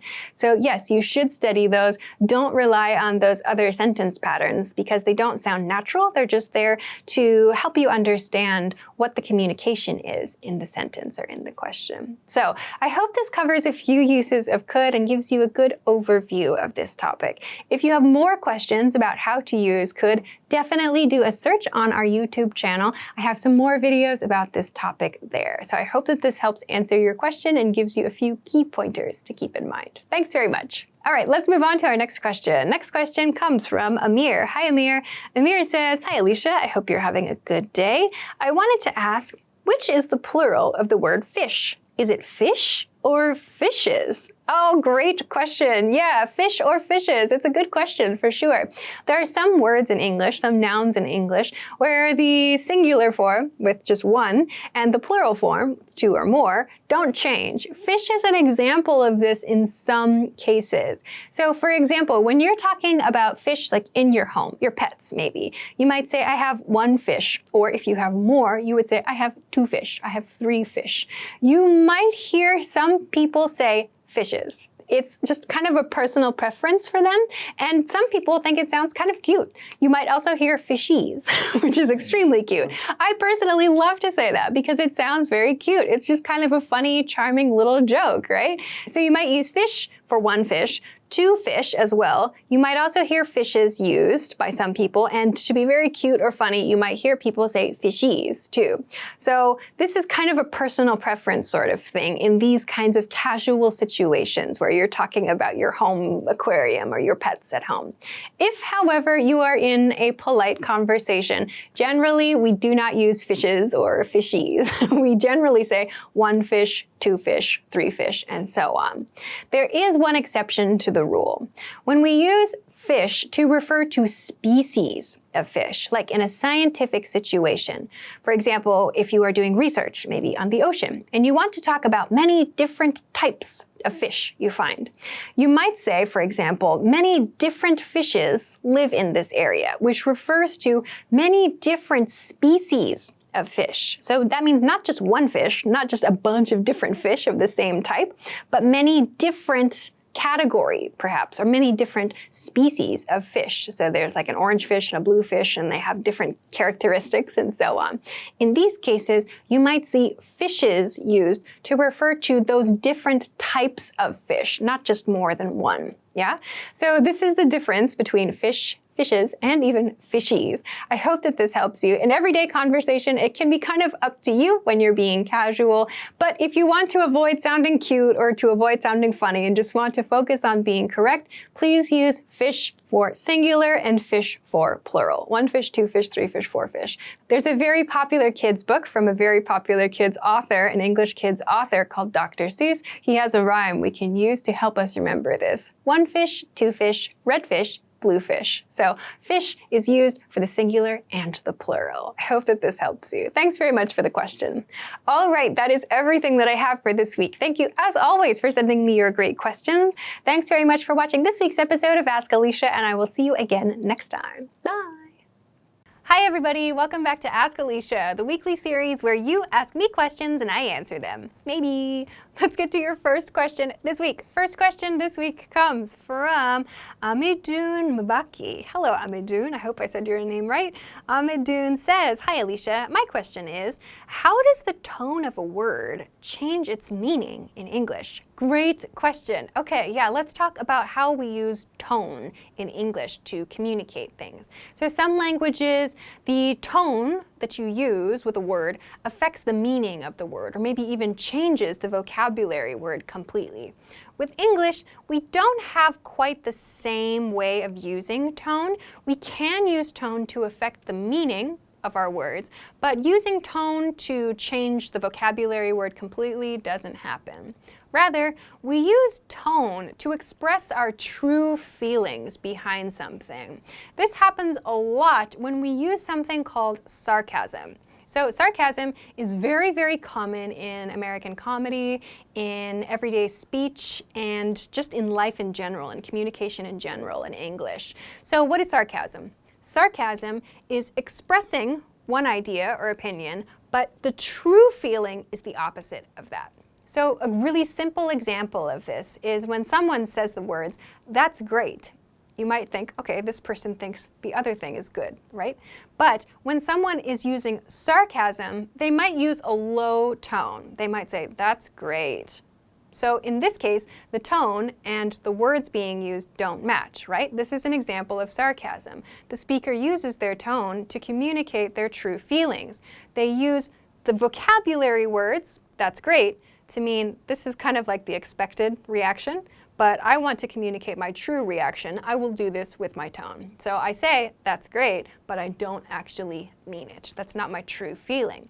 So we use tone to do this a lot. So when we don't feel surprised about something or we don't feel happy about something, we might use this use of tone to express that. So some other examples of this might be, let's say for example, a surprise example. When someone is trying to surprise you with something and you already know it's going to happen, you might say, "Wow, I'm so surprised," right? So you show that you're not actually surprised about that thing by using your tone of voice, right? You could say, "Wow, I'm so surprised," or something similar. That shows you're excited, right? Your words match your tone. But if you use sarcasm, your words don't match your tone and you say, "Wow, I'm so surprised," which communicates you are not actually surprised. Why do we do this? This is just a feature of English communication. This is just a way that we communicate that the expectation or the situation maybe doesn't match our true feelings, and we want to communicate that instead of just saying, "I'm not surprised." So this is kind of an indirect way of communicating that, and we use this a lot in humor too. So this is how we use tone in everyday communication, not to change vocabulary words and not to like change the meaning of a sentence so much, but rather to change the nuance of a sentence. So I hope that this answers your question. Thanks very much for an interesting one. Okay, let's move along to our next question. Next question comes from Harry. Hi, Harry. Harry says, "Hi, Alicia. What's the difference between present continuous and future tense? Like, are you coming or will you come?" Okay, yeah, let's do a little grammar breakdown. So present continuous versus a future tense construction like will you. Basically, the difference is in when the decision was made or the strength of the decision, like the level of certainty of the decision. So in a question like, "Are you coming?" it means, in other words, have you decided to come? That's kind of the feeling of this one. If you're talking about a party, for example, on the weekend, and you say, "Are you coming?" to your friend, it's like saying, have you decided already before this conversation? Like, do you know right now? Are you going to come? So that's the feeling. The key difference here is that the present continuous forms, or even going to, are used to refer to things we've decided before the conversation. We're very sure about the decision. We already made a plan, something like that. When we use that will pattern, we're talking about things that kind of arise in the moment. They happen in the moment. So for example, I might say to my friend, "Hey, are you coming to the party this weekend?" Which sounds like we talked about it before, yeah? But a situation where you might hear will used, as in your question, is when the information happens at that moment. Like, "Hey, I'm having a party this weekend. Will you come?" We would use it there because the other person just learned about the party. They just found out about it. I just invited them. Will you come is showing that's happening now, right? I'm asking you to make a decision now. I've asked the question about something that you just found out about. If I said, "Hey, I'm having a party this weekend. Are you going to come?" It sounds kind of like, oh, like you might hear it, but maybe the other person just learned about it. I don't know. I haven't had time to make a decision yet. So you might hear "will you come" used in those kinds of situations. The difference is in the time frame, yeah? So has the person had time to understand the information and make a decision yet or not? As in the second example sentence, the person is getting the information for the very first time, and so the request comes as "will you come?" this is how you might use will you come and are you coming differently. So with plans, you'll tend to hear are you coming more because maybe you invited the person before the conversation, yeah? So this is the difference between present continuous, also going to, and will as well. Let's look at another everyday example of this. Let's imagine two situations where you want to invite someone to dinner. In the first situation, you invited the person maybe earlier in the week, and now you want to follow up. You might say, hey, I'm cooking dinner. Are you eating with us tonight? So that shows the other person has had time to make a decision. Are you eating with us tonight? However, if you want to invite someone in the moment, you might use something like this to do that. Hey, I'm cooking dinner right now. Will you eat with us?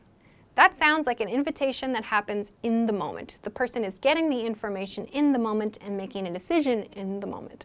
So this is another example of how you might use continuous and that will future form in different ways. I hope that this answers your question. Thanks very much. Okay, let's move on to our next question. Next question comes from Melissa. Hi, Melissa. Melissa says, how do we talk about the ways people say things? For example, in books, I see he said or she shouted.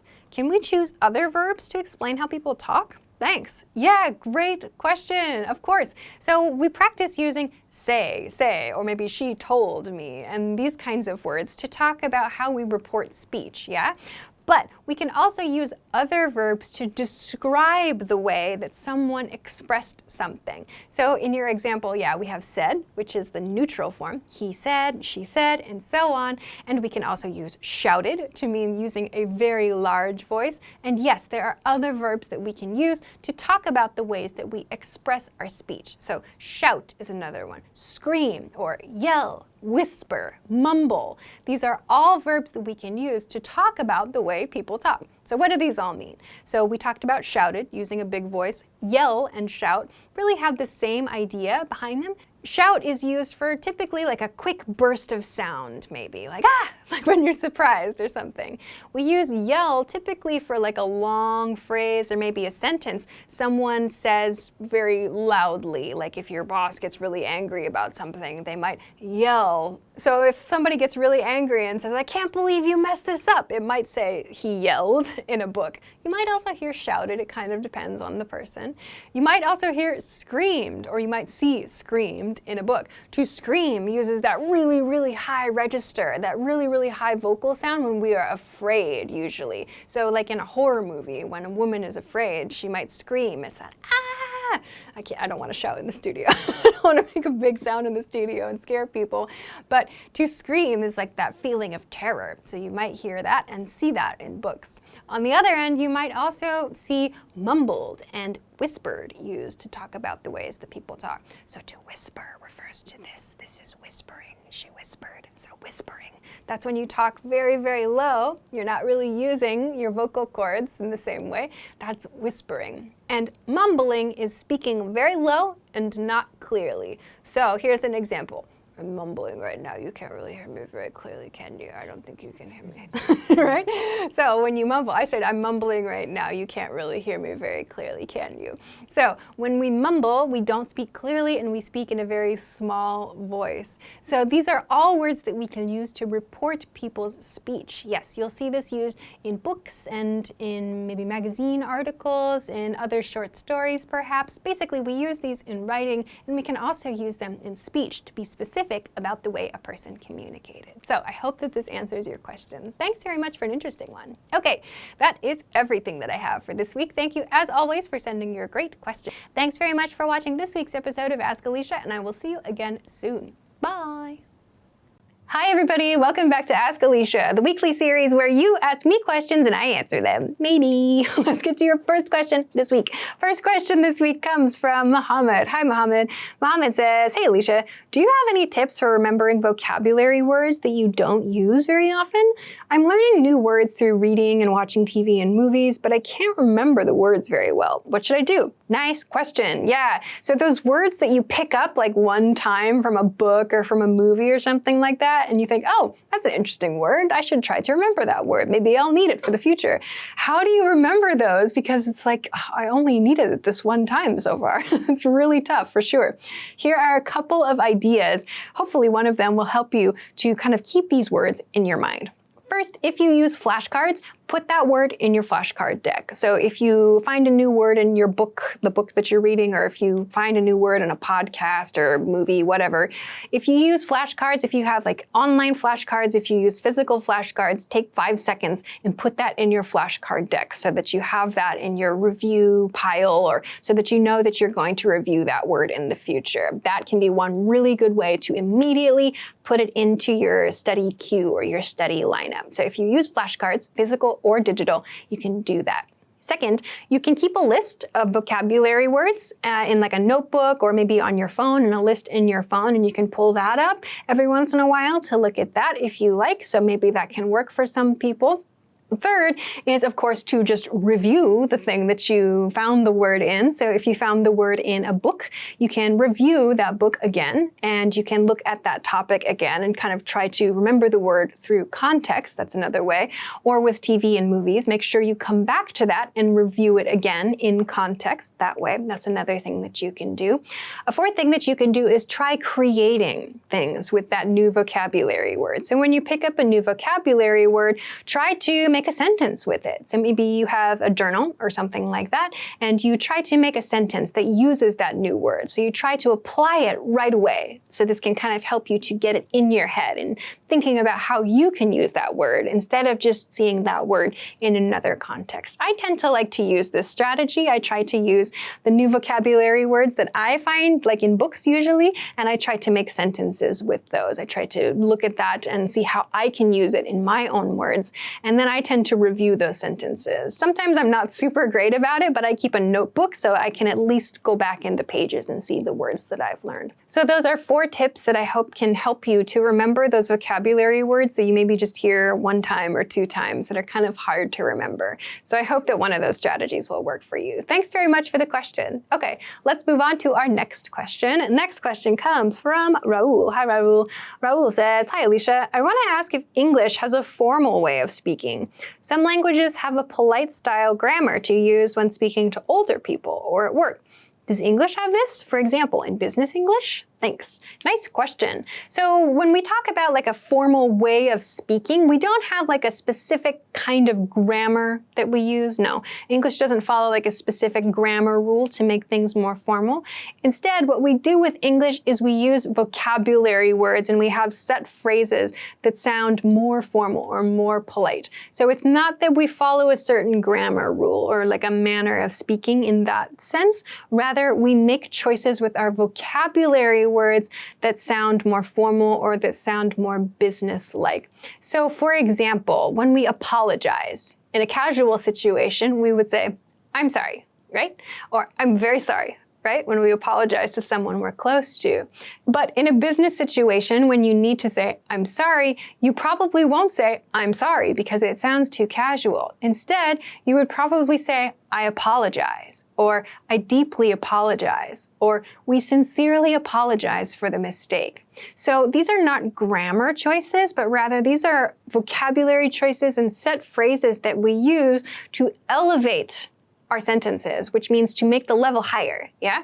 So "I'm sorry" is great. It totally communicates everything perfectly, and so does "I apologize," right? But one sounds more formal than the other. So in this way, English makes distinctions, or we can find the different levels of English. So vocabulary is what really matters here. Okay, so let's look at another example of this. When you want to make a request from someone, like you want to have a meeting with them, for example, or meet up with them, in a casual situation, you might say to a friend or a family member, "Hey, are you free tomorrow?"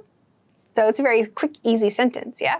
But in a business situation or work situation or other formal situation, if you say, "Hey, are you free tomorrow?" No good. It sounds way too casual, and it sounds like you don't care that much, right? It's too close. In a business situation, you might say something like, "Would you be free tomorrow at about 3 p.m.? Or if it's a more open-ended situation, you might say, "Could I have a moment of your time?" Like if you want to ask someone for time right at that moment. So using these kinds of expressions is what creates formality. It's what creates that level of politeness. So "would it be possible to" is a really common kind of formal pattern that we use. use. Would it be possible for you to look at this? Would it be possible for you to attend? Would it be possible for you to blah, blah, blah? So the verb comes at the end of that. Would it be possible for you to verb? In a casual setting, we would just say, can you verb? Like, can you do this? Can you look at this? But would it be possible to? So these kinds of set phrases and vocabulary choices really make your speech sound more formal or more polite. And this is also why it's very important to keep in mind the level of formality of vocabulary words when you're using them. Because if you learn a kind of more formal or business-like vocabulary word and you use it in a casual situation because you want to sound polite, it's going to sound really unnatural. Like if you say to your friend, would it be possible for you to meet me for coffee at 3 p.m. tomorrow? It's going to sound funny because it sounds way too formal. You can use it if you want to sound like you're silly, if you want to make a joke or something like that, but it's going to sound weird. So that's why it's really important to know the differences in formality levels so that you can make sure you express yourself naturally and appropriately, yeah? So I hope that this answers your question. Thanks very much for a super interesting one. Okay, great. Let's move on to your next question. Next question comes from Handsome. Hi, Handsome. Handsome says, when do you use to had or even 3 had in a row? Great question. Yeah, I think this is in reference to past perfect tense.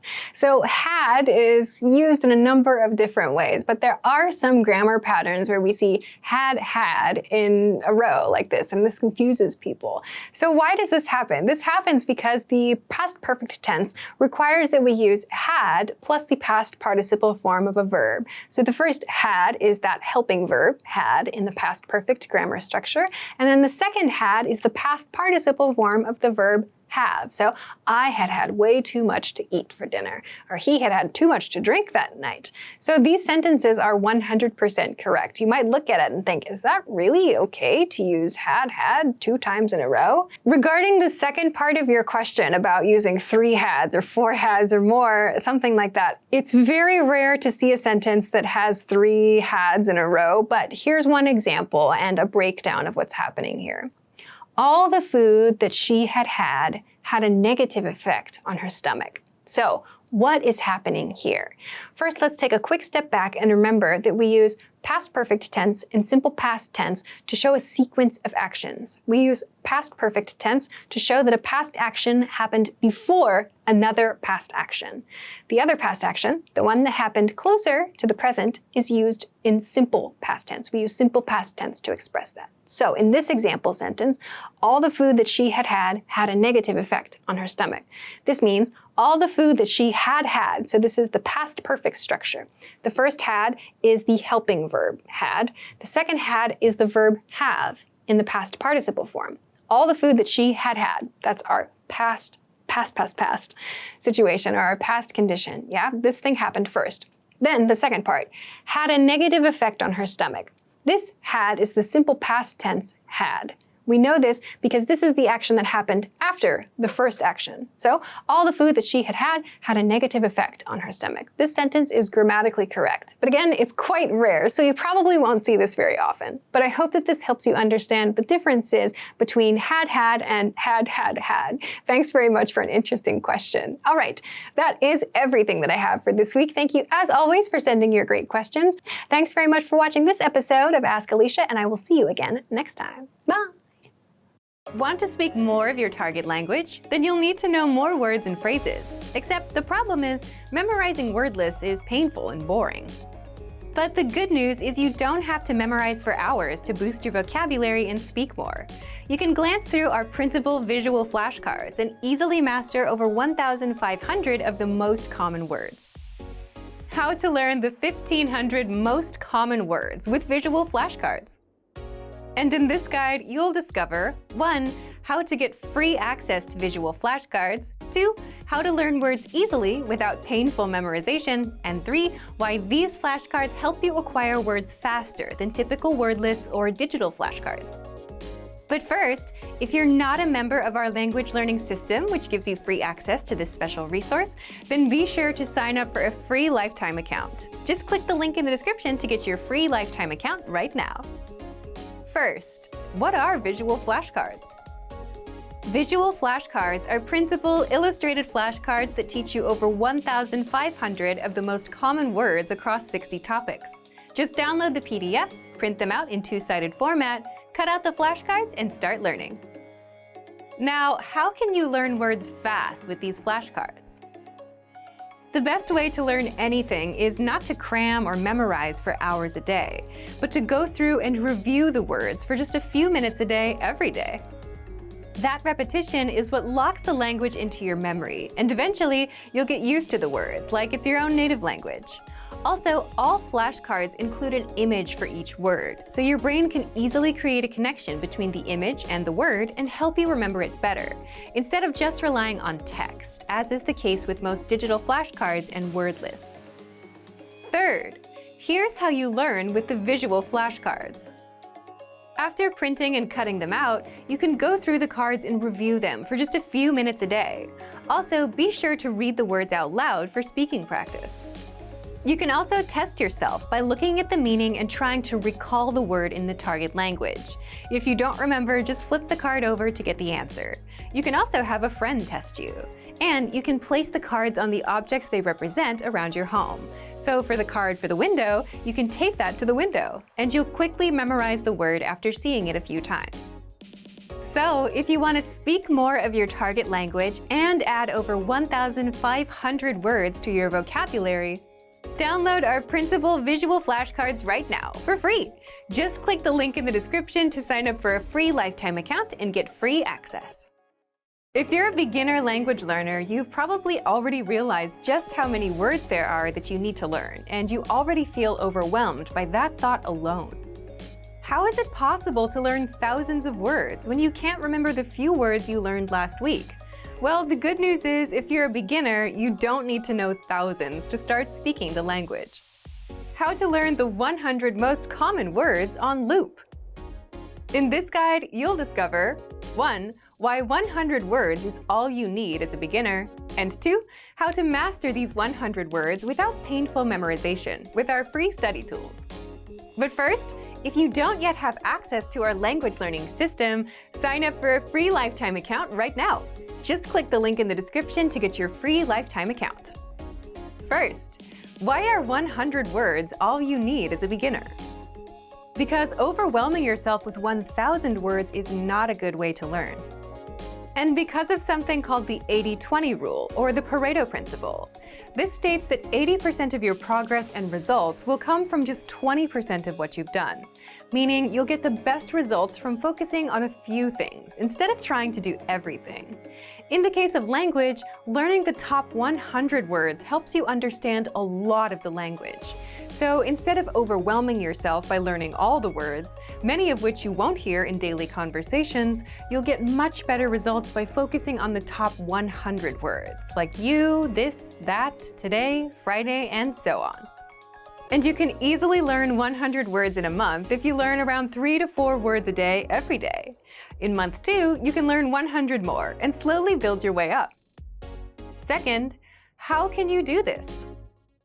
You can learn the 100 most common words with our learning system. When you join, just look for the vocabulary menu and click on 100 most common words in the drop-down menu. This study tool is 100% free for all members. For each word, you get a picture, the audio pronunciation, and an example sentence. You can simply review this list for a few minutes a day. Write the words out in a notebook, or you can use our slideshow tool and master these words without painful memorization. Just click on View Slideshow and sit back and follow along. The slideshow will play one word after the other, along with the audio pronunciation, the meaning, the image, and the example sentence. You can also set it to play the target language only, without the translations. And even better, if you set the slideshow to play on loop, you can keep the words playing non-stop until they're stuck in your brain. Just imagine, you could spend a few days listening to the words on loop, master them all without hard work, and speak a lot of your target language.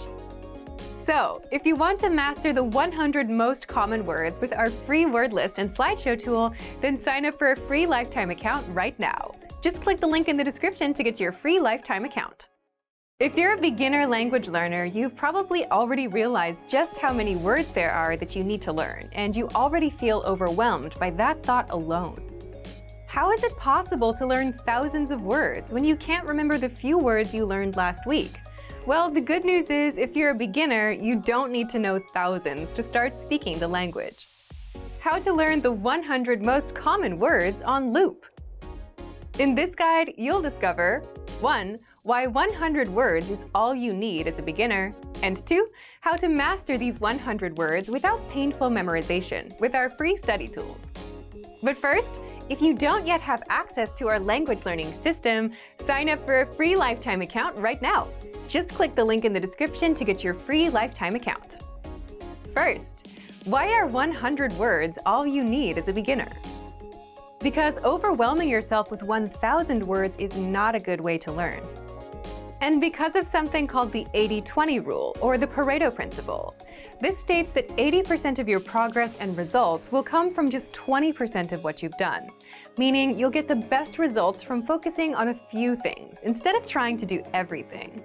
In the case of language, learning the top 100 words helps you understand a lot of the language. So instead of overwhelming yourself by learning all the words, many of which you won't hear in daily conversations, you'll get much better results by focusing on the top 100 words, like you, this, that, today, Friday, and so on. And you can easily learn 100 words in a month if you learn around 3 to 4 words a day every day. In month 2, you can learn 100 more and slowly build your way up. Second, how can you do this? You can learn the 100 most common words with our learning system. When you join, just look for the vocabulary menu and click on 100 most common words in the drop-down menu. This study tool is 100% free for all members. For each word, you get a picture, the audio pronunciation, and an example sentence. You can simply review this list for a few minutes a day. Write the words out in a notebook, or you can use our slideshow tool and master these words without painful memorization. Just click on View Slideshow and sit back and follow along. The slideshow will play one word after the other, along with the audio pronunciation, the meaning, the image, and the example sentence. You can also set it to play the target language only, without the translations. And even better, if you set the slideshow to play on loop, you can keep the words playing non-stop until they're stuck in your brain. Just imagine, you could spend a few days listening to the words on loop, master them all without hard work, and speak a lot of your target language. So, if you want to master the 100 most common words with our free word list and slideshow tool, then sign up for a free lifetime account right now. Just click the link in the description to get your free lifetime account. Remember, here's what you can do to learn all of these words by heart. Drill these words with our spaced repetition flashcards, which will help cement these words into your long-term memory. Save them to the word bank, your personal vocabulary collection, where you can print out your own study sheets, or review the words with our looped vocabulary slideshow, and play it until you know all of the words. So click the link in the description right now, and sign up for your free lifetime account to get these lessons and study tools. Hey everyone, welcome to the Monthly Review, the monthly show on language learning, where you discover new learning strategies, motivational tips, study tools, and resources. By the way, all the lessons and bonuses you're about to see can be downloaded for free on our website. So click the link in the description right now to sign up for your free lifetime account. Okay, today's topic is how to read the fast and easy way with extensive reading. Is reading in your target language hard for you? Do you have to stop and look up words every other second? If so, then you're probably avoiding reading because it can be hard when you're going about it the wrong way. And it's a shame because reading improves your language overall, and by avoiding it, you're slowing down your own progress. Luckily, there is an easy way to master reading, even if you're a beginner and even if you've struggled before.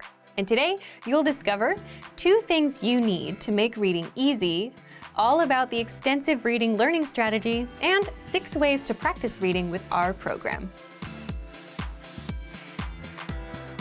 But first, if you're looking for new free language resources and downloads, here are this month's new lessons and resources. Be sure to download these now before we take them down in a few days.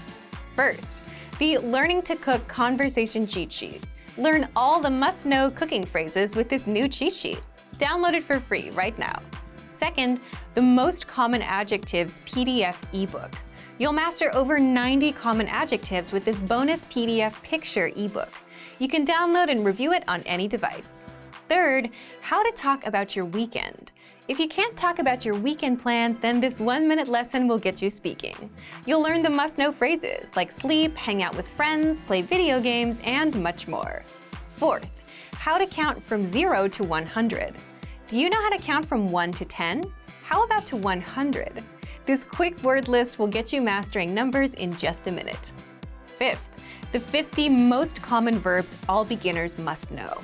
Do you know all of these verbs? If not, this lesson will drill the 50 most common verbs into your head.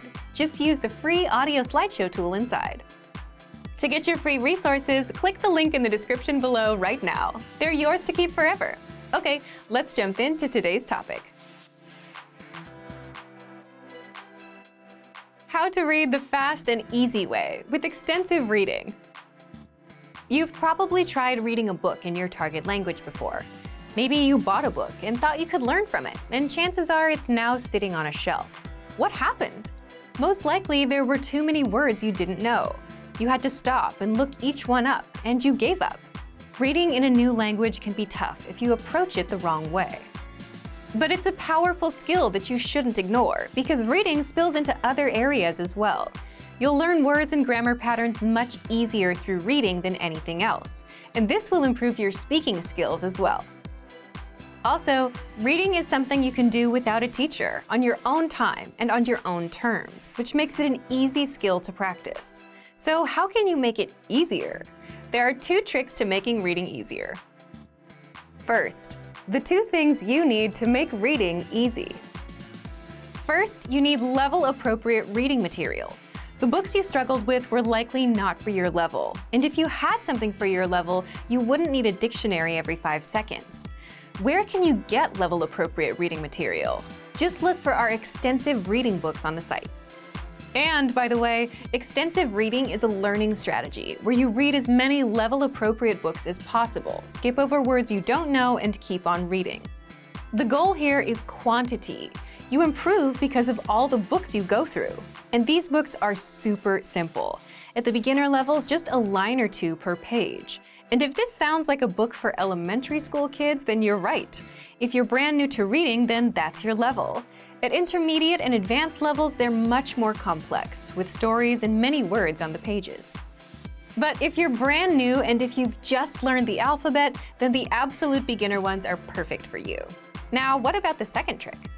The second trick is you need to use text and audio at the same time. Why?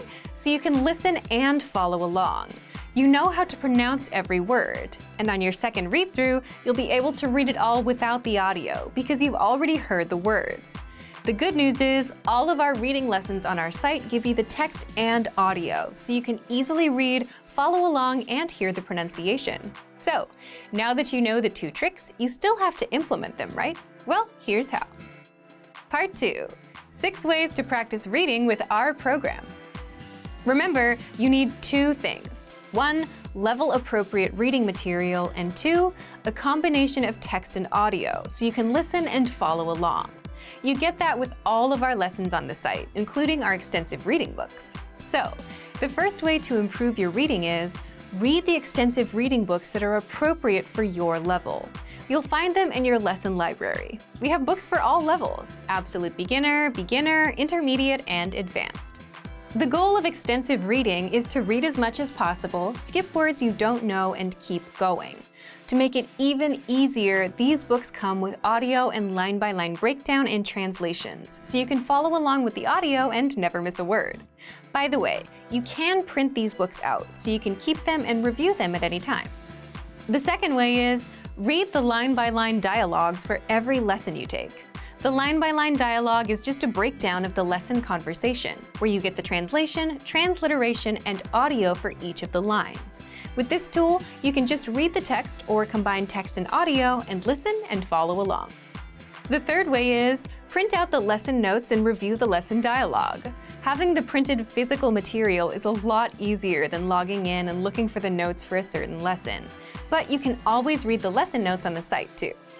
The fourth way to practice reading is, if you're learning a language that requires romanization, like Japanese, Hebrew, or Korean, and if you're a lower level, then read the romanized version. Yes, it's a bit of a crutch, but you can easily see how the words are written and pronounced. Then, switch over to the target language and reread. You can do this with all of our lessons with the dialogue tool. The fifth way, ask your Premium Plus teacher for reading assignments, and you'll get these weekly. One helpful trick is to record yourself reading out loud and send that to your teacher. They'll correct your pronunciation and provide feedback. The sixth way is the most important one and will give you the biggest bang for your buck. The sixth tactic is reread again and again. Whether you're using our extensive reading books, the dialogue, or anything else, reading once is not enough. Coming back to reread is how you start reading faster. It's how you remember all those words for good, and it's how you start understanding everything at a glance. So go ahead and visit our site and look for the extensive reading books. You can access them for free with a free lifetime account. So thank you for watching this episode of Monthly Review. Next time, we'll talk about how to speak more with your personal language learning profile. If you enjoyed these tips, hit the like button, share the video with anyone who's trying to learn a language, and subscribe to our channel. We release new videos every week. And if you're ready to finally learn language the fast, fun, and easy way and start speaking from your very first lesson, get our complete learning program. Sign up for your free lifetime account right now. Click the link in the description. See you next time. Bye! Great work. Here's a reward. Speed up your language learning with our PDF lessons. Get all of our best PDF cheat sheets and ebooks for free. Just click the link in the description.